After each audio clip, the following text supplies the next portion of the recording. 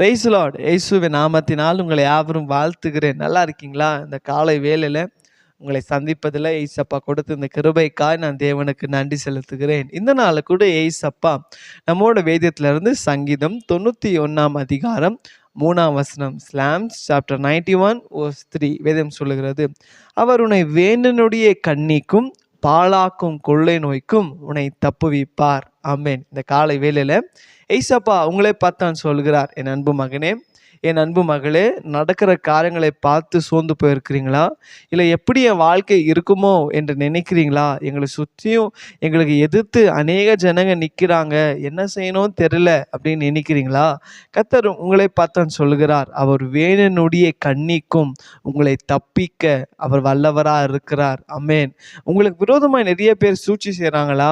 நாங்கள் செய்யாததை செஞ்சேன்னு சொல்கிறாங்க, எங்களை பார்த்தாலே அவங்களுக்கு ஆக மாட்டேங்குது, எங்களுடைய ஆசீர்வாதத்தை பார்த்து எங்களுடைய வளர்ச்சியை பார்த்து அவங்க பொறாமப்படுகிறாங்க, எங்களுக்கு விரோதமாக எவ்வளவோ சூழ்ச்சிகள் செய்கிறாங்க. ஆனால் கர்த்தர் சொல்கிறாரு, ஒன்றும் வாய்க்காமல் போகும். அமேன். ஏன்னா உங்கள் பட்சத்தில் ஏசப்பா இருக்கிறாரு. அமேன். உங்கள் வேலை ஸ்தலத்தில் இருக்கலாம், இல்லை உங்கள் குடும்ப ஸ்தலத்தில் இருக்கலாம். உங்களுக்கு விரோதமாய் உங்களை எப்படியாவது அழிக்கணும், இவங்களை எப்படியாவது நம்ம நிர்மூலமாக்கணும், இவங்க மேலேயே வரக்கூடாது அப்படின்னு உங்களுக்கு விரோதமாக எவ்வளவோ பொய்யான சூழ்ச்சிகள் செஞ்சாலும் சரி, உங்கள் பட்சத்தில் ஏசப்பா இருக்கிறதுனால ஒன்றும் வாய்க்காமல் போகும். ஆமென். அதுதான் ஏசப்பா சொல்கிறாரு, அவர் வேணுடைய கண்ணியிலேருந்து, ரெண்டாவது சொல்கிறாரு, பொல்லாத நோயிலேருந்து, நமக்கு அழிவு தருகிற நோயிலேருந்து அவர் உங்களை விலக்கி பாதுகாக்கிற தேவனாக இருக்கிறார். இந்த நாளில் பார்க்கும்போது எவ்வளவோ வியாதிகள் கண்டுபிடிக்காத, அந்த நோய்க்கு என்ன பேருன்னு நம்ம கண்டுபிடிக்க முடியாது, அந்த மாதிரி வியாதிகள் இன்னைக்கு நம்முடைய தேசத்தில் பரவி கொண்டு இருக்கிறது. ஆனால் ஏசப்பா சொல்கிறாரு, வேணுடைய கண்ணிக்கும் பாழாக்கும் கொள்ளை நோயிலேருந்து உங்களை தப்புவிப்பார். ஆமேன்.